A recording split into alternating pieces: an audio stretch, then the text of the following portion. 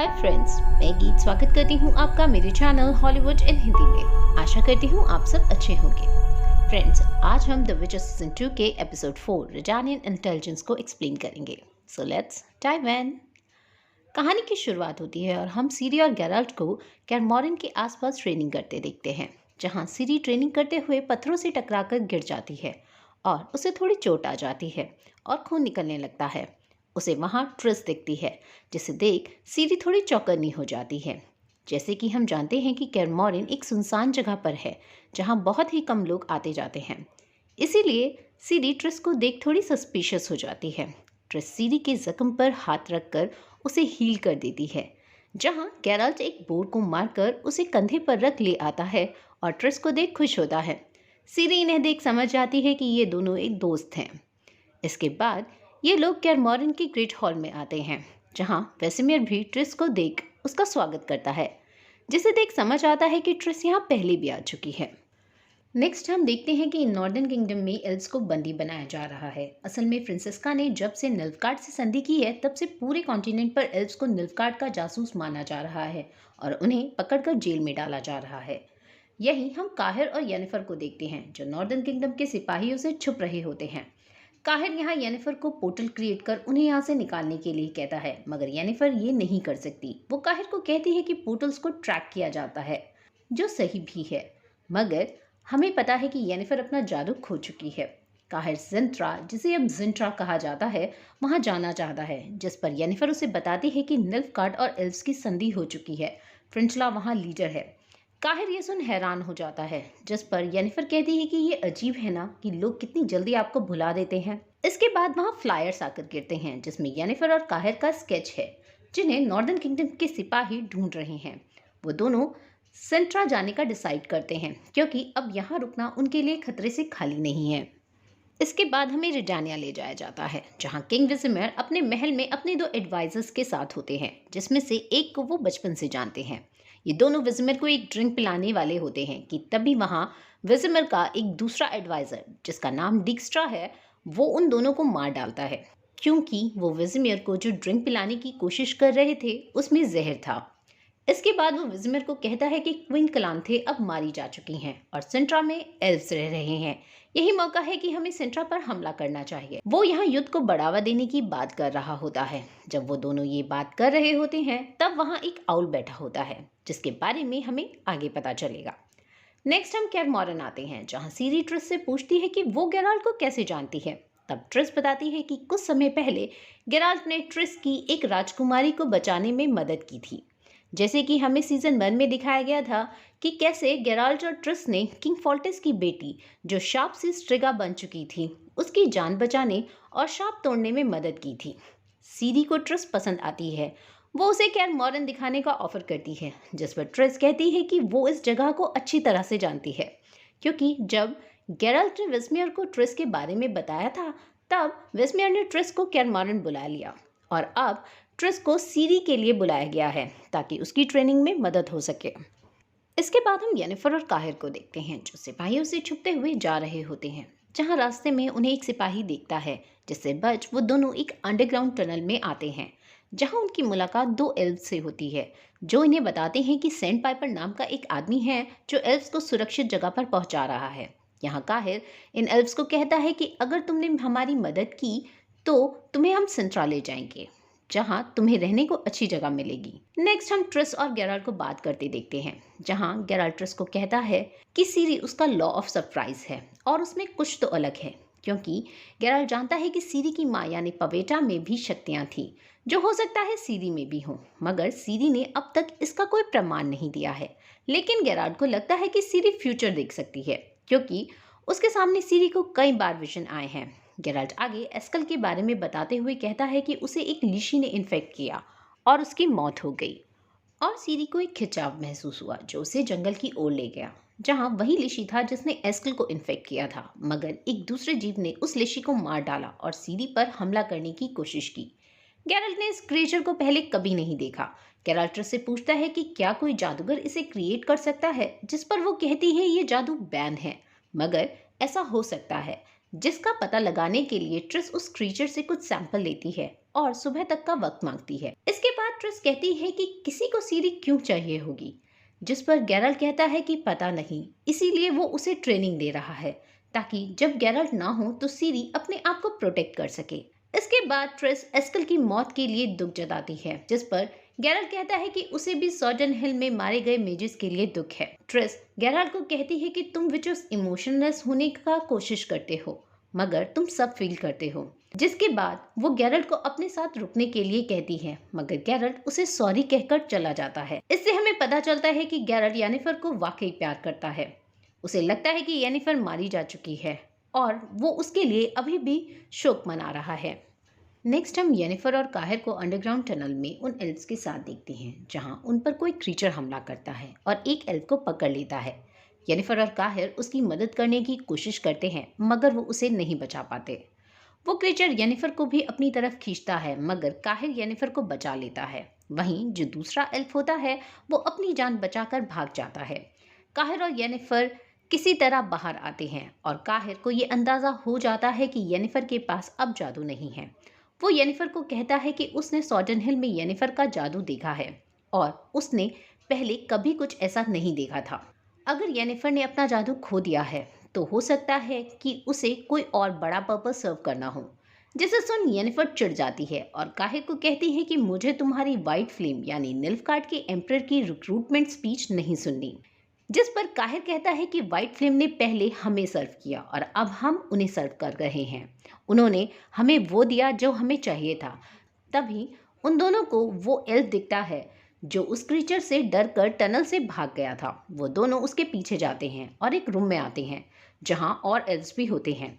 वो लोग उस सेंड पाइपर का वेट कर रहे होते हैं जो उन्हें यहाँ से निकालने में मदद करेगा। येनिफर उसकी आवाज़ सुनती है और समझ जाती है कि ये यास्कियर है। यास्कियर सीजन 1 में गैरल्ट का दोस्त था, जिसे येनिफर ने ऑलमोस्ट मार ही डाला था। यहाँ यास्कियर इस सीजन का famous song burn butcher burn गा रहा होता है। यहाँ बुचर विचर यानी गैरल्ट के लिए था, जिसने लास्ट सीजन में यास्कियर को खरी खोटी सुनाकर अपने से दूर रहने को कहा था। इस गाने से पता चलता है कि यास्कियर गैरल्ट से काफ़ी हर्ट है। इसके बाद हम रिटानिया में डीक्स्ट्रा को देखते हैं, जो सिंट्रा पर हमले की प्लानिंग कर रहा है। वो एक एल्वन स्पाई को सिंट्रा भेजना चाहता है। ये स्पाई और कोई नहीं बल्कि डारा है, जिसे हम पहले सीजन में सीरी के साथ देख चुके हैं।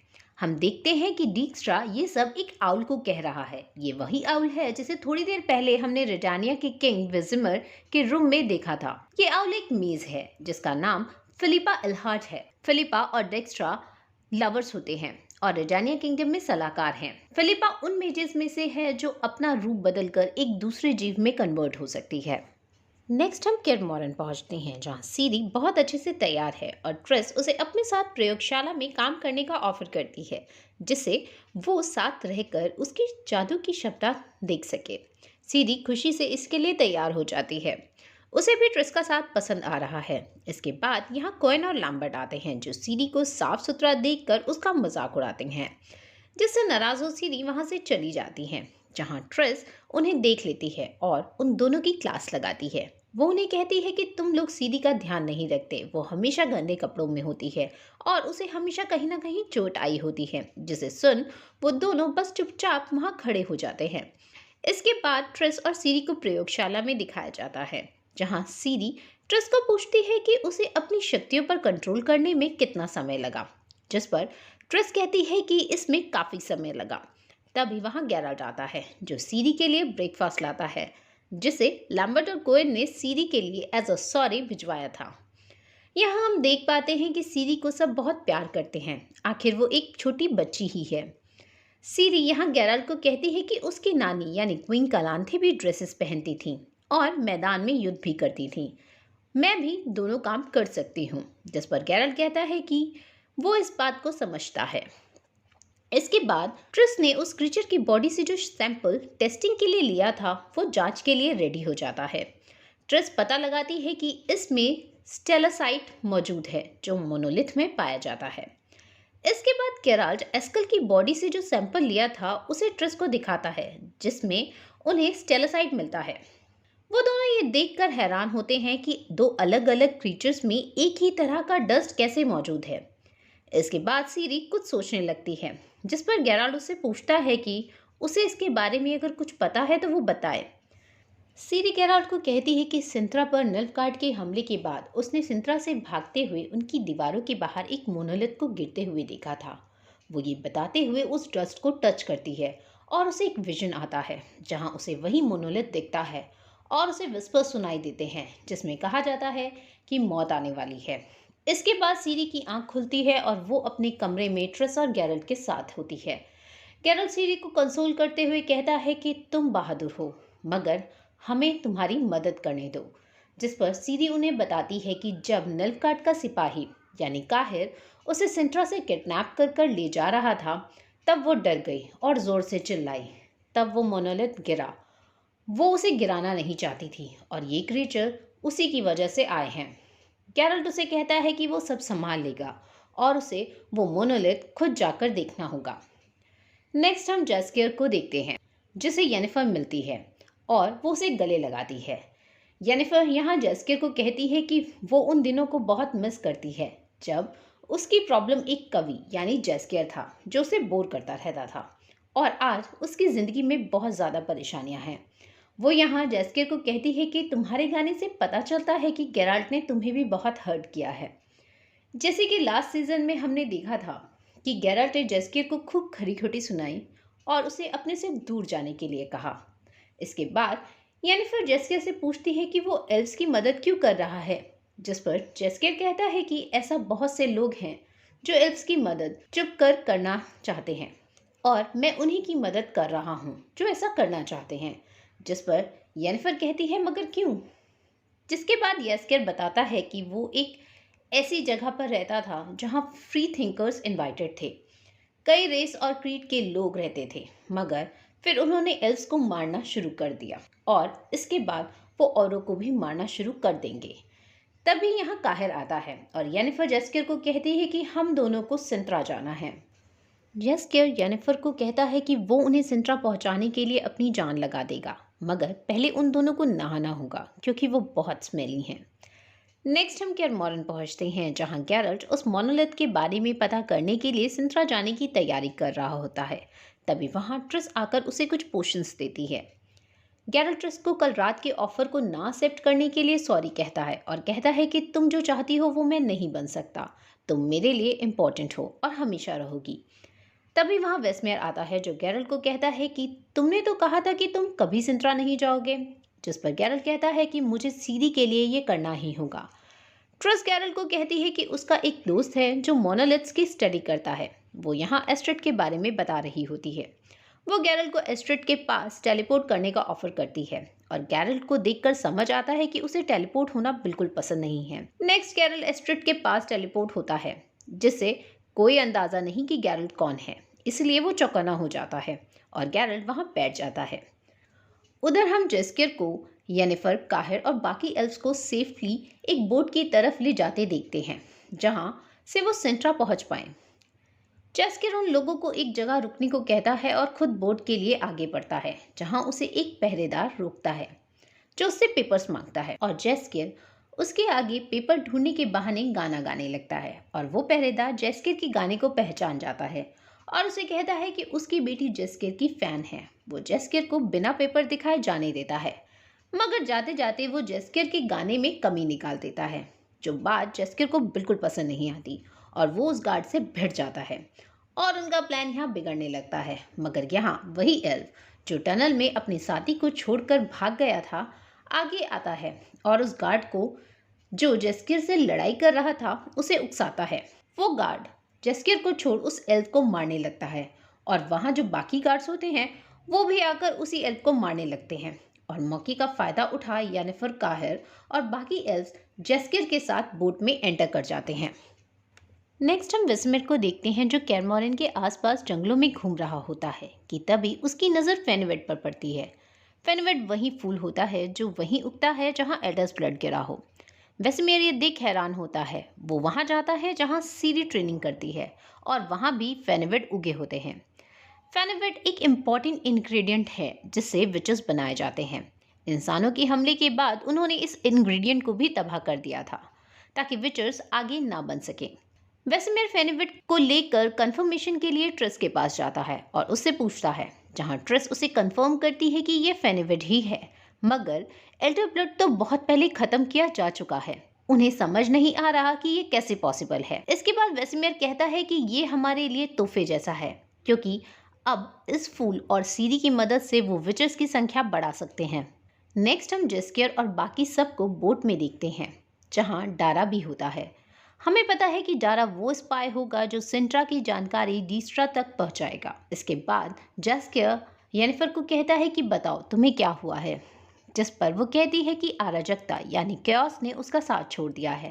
जेस्कियर येनिफर को कहता है कि अराजकता भी तुम्हारे बिना अधूरी है येनिफर, और दोनों एक दूसरे से विदा लेते हैं। जेस्कियर वहां से निकलता है और येनिफर को उसकी चीख सुनाई देती है, जिसे सुन वो बोट के ऊपर जाती है, जहां उसे जेस्कियर का बाजा टूटा हुआ दिखता है। और ये एपिसोड यहीं समाप्त होता है। आशा करती हूँ आपको ये एक्सप्लेनेशन पसंद आई होगी। Please like, subscribe and comment to support the channel and do ring the bell icon for latest notifications. मिलते हैं नेक्स्ट एपिसोड की एक्सप्लेनेशन के साथ। Thank you.